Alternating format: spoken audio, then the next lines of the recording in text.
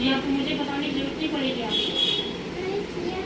किया था दो मतलब 3 दिन कब आए थे आप? ट्यूसडे को आए थे या वेडनेसडे को आए थे? ट्यूसडे को। तो 3 दिन हो गया, तो तीनों दिन याद किया था आपने? तीन दिन नहीं, 2 दिन, इसमें 2 दिन हुआ ना। आज तो तीसरा दिन है, तो 2 दिन आपने याद किया था आपने? कितनी देर करते हो याद?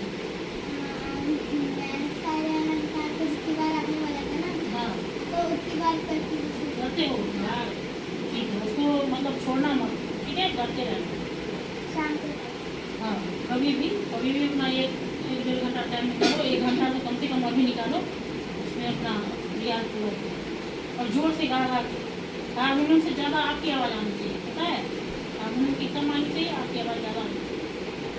चलो अब दूसरा अलंकार करते हैं, साढ़े साढ़े गौर।